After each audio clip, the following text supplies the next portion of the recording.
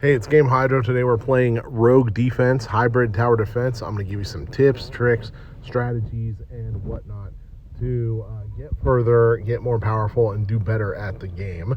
So, the grind, obviously, once you get to higher stages, it becomes a little more grindy for chips, for gear, and for things like that. So, be sure to be doing the daily grind. That starts with the auto patrol. Obviously, you can claim what you earn through the hours, whether it's online or offline time. But you get 3 free quick patrols and 5 ad supported quick patrols every day, even if you're not in VIP status. Now, when you're VIP, you get more than that. Not only do you gain experience points from these, but you also get coins, you get blueprints to upgrade your weapons, and frequently you get equipment too. And that equipment often comes in fine and sometimes even rare form, which means that it's more powerful and better. Let's take a look at the gear itself. So, gear comes in different rarities. You got common gear, you got great gear, which is green, or fine gear, and then you got blue, which is rare, and purple, which is epic, plus legendary gear, which is very, very rare and is orange. Obviously, the higher the rarity, the more points, or the more attack power you have.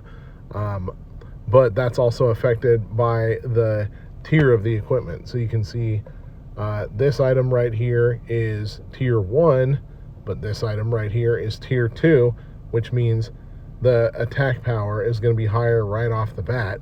Tier 2 common equipment is stronger than tier 1 great equipment. And you're going to start getting higher tier equipment at stage 10. Normal stage 10, you'll start getting common and fine equipment. Then once you hit stage 15, rare equipment, or the blue stuff. And then elite, when you're at stage 1 through stage 5, not there, yes there, you're going to get up to epic. No, when you're at stage 1 to stage 4, it'll be up to rare. 5 through 9, it's going to be up to epic. And then 10 through 14, it's going to be up to rare, but it's going to be tier 2. 15 through 19, it's going to be tier 2 up to epic, and so on and so forth. So, and you earn equipment on these stages even when you lose. There's a little bit better chance if you win, but if you lose, you'll still be able to get better stuff.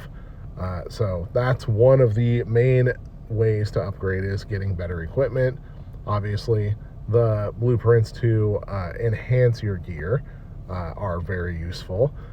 Those come from not only stages, but from the auto patrol and things like that. And then the chips, you got tons of chips with tons of different functions. So those should be based on what skills you like to use. Now, explosion damage, that one tends to be a little bit general, but like not general enough for me. Beam damage, obviously it's going to be a higher damage upgrade than a more general like energy damage, but if you're not using the beam regularly, then it's a complete waste of space. And then there are some others, like you can see what I have equipped. Attack plus 10. So general attack boosters will affect literally everything. And then the shield boosters, let's see. Damage increased for the first few waves. Damage when the shield is below 30. Damage up to elites and bosses. Damage up to enemies with hit points above 70%. I prefer the more general ones. Those have been a success for me. You may find them to be a success for you. You can spend 1,000 diamonds to unlock a 6th chip slot, but that's a lot of diamonds for a small return. I don't generally recommend that. Also important in the grind, add video supported chests. You get one of them per day, so be sure to claim those every day, and you can spend diamonds on chests for better chips, like so. Sometimes you get a purple chip out of that, like we got just now. I'm gonna go to that in a second, but hit the question mark by the chests and you can see what your chances are of getting chips of different rarities.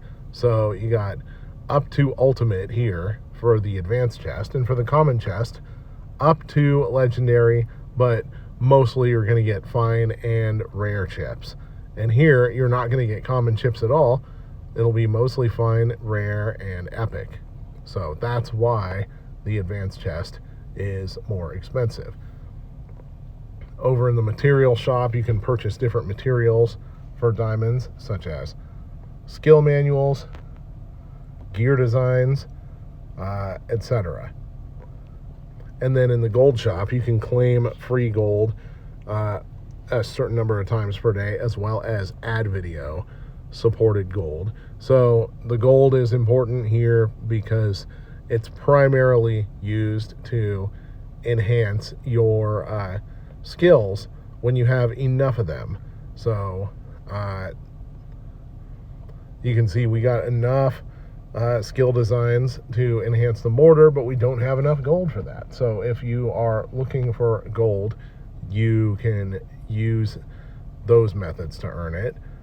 Also in the skill area, tap the cards and you'll see what upgrades are unlocked. We got the initial unlocks over here, Star Tier 2 and Star Tier 3. Some of them you'll unlock at higher levels for the gear. For example, this wide minefield thing for the mortar, it's got to be at upgrade level 6. We are not at upgrade level 6, therefore we do not have it. And then you got some other upgrades. Obviously the turret, as you gain levels, you'll get that. Shield upgrades you unlock at level 15. That will allow you to boost the level of your shield. And of course there's different currencies like the shield integrator and the shield core that you can earn. One of the places you can earn them is from the expeditions over here. Defense Trial, United Plan, level up more, you get more expeditions. And then where it says coming soon, they're planning to add more expeditions with future updates. So also another excellent way to grind is the stage chests. You can pretty much go to any stage that you have not previously completed 100% and try to perfect clear it for more chests. Over in the third chest, the perfect clear chest, you got free diamonds and a lot of coins plus better equipment. And then over in the second one, you got skill manuals and coins. First one, the initial clear, gear designs and coins. So let's go to stage 2, try to perfect clear that business, and talk about some strategy tips. All right, so we're going to start off with, I don't really like any of these. The beam is actually my least favorite skill. Let's go with bullet penetration. That will help when the crowds get heavier. Flame missile, I'll go with that, but that doesn't tend to be one of my favorite skills in the game. Now, what skills should you use? Let me get to that in a second after I upgrade. Hit the pause button, tap over to enemy, and with some of these enemies there will be, not this one obviously, but there will be strengths and weaknesses. For example, the Vector Beetle takes 50% more physical and fire damage, which means it's extra weak against the mortar, for example, and the flame missiles. This one also takes more physical and fire damage. With a lot of these bosses, so the mini bosses typically are weak against certain skills, fire and energy right here, physical and fire right here.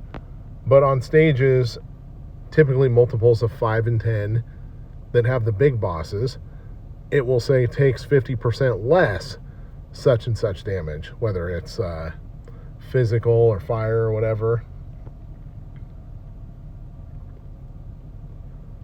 So for tough stages, try to pick skills that go with whatever the weaknesses are that you're trying to exploit. Mini Fire Wheel, Thunder Core. Thunder Core tends to perform well. I'm going to pick that one. When you beat a boss, you'll get the elite supply. Sometimes you'll get an extra draw. Sometimes you'll get to keep all the cards. For other instances, though, you can watch an ad video in order to draw a second card. Let's see. Bullet Explosion, Mini Fire Wheel. Let's go with Mini Fire Wheels. One cool thing in the pause menu, go to the statistics and you'll be able to see the average DPS up to the point of whatever skill, of all the skills that you have. So Guardian obviously is your main bullet. The DPS matters more than the overall damage, because the overall damage is affected by which skill you use first, or which skill you pick first, rather. But the DPS is also heavily affected by what upgrades you get. Settings menu, you can turn off music, sound effects, change the battle music. If the UI rhythm is driving you insane, you can turn that off. I turn that off so the thing will quit pulsing. But the graphics, you can, if your battery life is struggling or your phone is struggling to handle that, you can turn them low. Same with the battle visual effects, you can turn them low or medium. And then obviously, if English is not your first language, you can change the language to whatever you want. So, also, you can let your turret aim automatically, or you can aim it manually. Let's go with the focus laser. That's another favorite skill because it automatically targets enemies that are closer, generally that are closer to you. And it has the power-up laser refraction, which we just got, which allows it to target 3 enemies at a time instead of 1, which makes it significantly overpowered. We're going to add another Thunder Core, because the Thunder Core has an excellent upgrade called Chain Lightning, which causes it to shoot lightning at other enemies once it hits one enemy. And that lightning typically ends up kind of going all over the place. Let's do one more volley missile. Now with enough upgrades, the volley missile actually ends up being really effective, because not only can you shoot out a whole bunch of them, Fire Wheel, you always want to boost the size in order to target more enemies.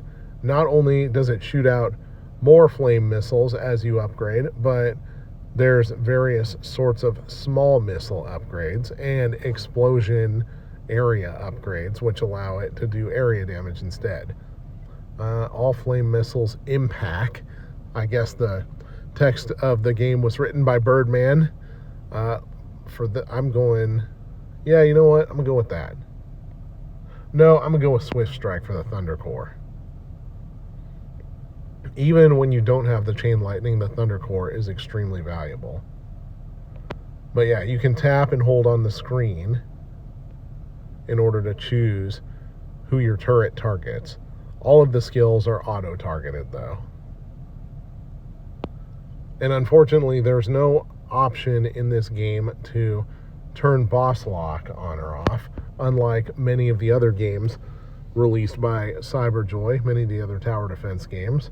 We're going to go with the damage increase, increasing damage to the same target. That's extra valuable when you're trying to do heavy damage to big bosses. But this stage does not have a big boss, so it's slightly less valuable, although still valuable, because damage boosts are always valuable. Now each stage has 12 levels, 20 levels, 20 waves. And each wave that you pass, you can see the bar filling up at the top, Each wave of the pass that you pass, you'll be able to get an upgrade.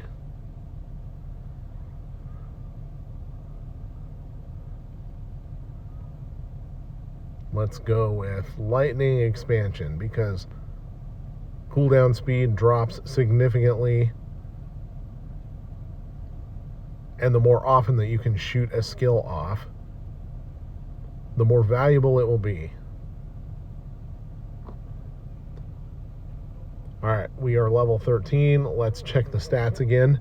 The focus laser way at the top as far as both DPS and total damage. The Thunder Core, this may surprise you if you've played a bit and you don't realize the value of it. Thunder Core, second place. The Fire Wheel, surprisingly, last place. Typically, it's around first or second place. Burning Area.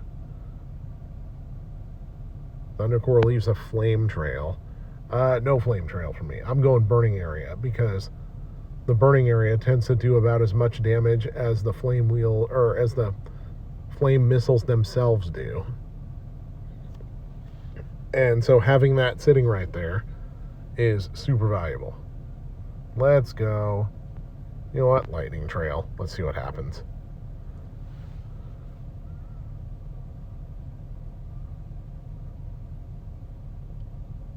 Now, those flame trails don't do a ton of damage, but the damage that they do is valuable enough to smoke some enemies that you wouldn't smoke otherwise. Lightning Paralysis, Continuous Strike, Continuous Strike. What I'm trying to do now is see if I can get that Chain Lightning power up.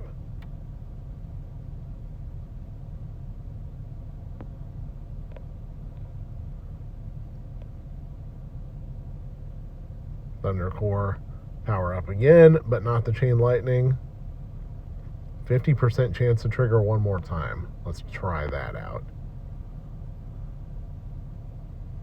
Probably not getting the Chain Lightning at this rate.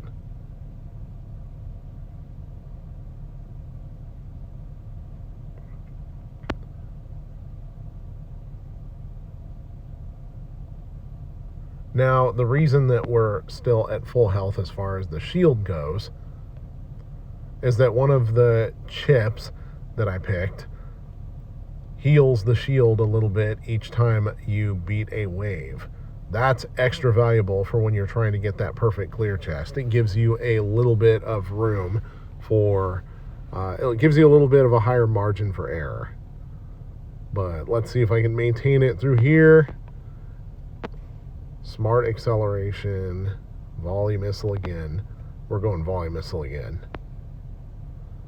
Sometimes the Smart Acceleration for the Fire Wheel can be a double-edged sword because the longer it lingers, the more continuous damage it does.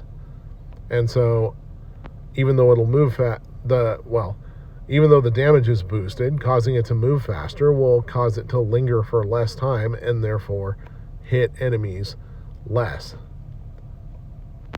Volley shot is always good because when you double the amount of bullets, you double the damage that you do instantly.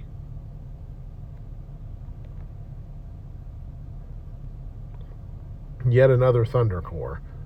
So sometimes, even when you don't get Chain Lightning, loading up on the power-ups for one specific skill will cause it to just become massively overpowered. There we go, perfect clear. Looking at the stats at the end, the Thunder Core made a massive comeback and beat the Focus Laser, and the Fire Wheel did a ton of damage overall once the crowds of enemies started getting tighter. That sent the gun down to last place, and the gun's usually going to be at last place. There are some lucky upgrades for the gun, though, that will enable you to do a ton of damage for it with it.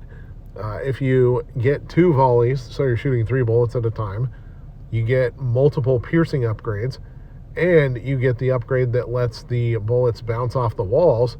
That will enable you to do massive, massive, massive amounts of damage with the gun. All right, we're going to go to the stage chests. Let's see what we just earned and why it's so valuable to grind. 135 mortar manuals. Still don't have enough coins to level it up, I don't think. Free gems. A green grade database, which unfortunately is not as powerful as some of the stuff I have. But let's check out this purple chip that we got earlier. Fire wheel damage, 32%. I use the fire wheel a lot, so that is going to be extraordinarily valuable. And the more of these ultra rare chips that you get, generally the stronger that you're going to be. Some of them, depending on the function, can be a little bit useless, but most of them are extremely useful. And look at that. We got enough coins to level up the mortar. I'm not doing that. I'm going fire wheel because I use the fire wheel more. So upgrade the skills that you tend to run with a lot. Oh, and here we go at the beginning of the level. Hit the question mark button and you'll be able to see what enemies are popping up as well as what the loot is. So tier 2 gear up to a rarity of fine. Mostly it's going to be a common rarity though. Tap the Mirage. It takes less fire damage and less force field damage. So that fire wheel, not going to be super useful. More fire and force field damage, ironically. More electric and force field damage. And more force field damage. So your force field skills, you can see what element each skill is over here. The distortion field is a force field type of skill. And I haven't unlocked it yet, but I believe the Phantom Dart is also going to be a force field type of skill. And when more skills are added to the game, there may be even more force field skills added. All right, that's about it for now. Thank you for watching. This is Game Hydro. Please like and subscribe. And if you got a level that is extra tough that you want to see us break down, let us know.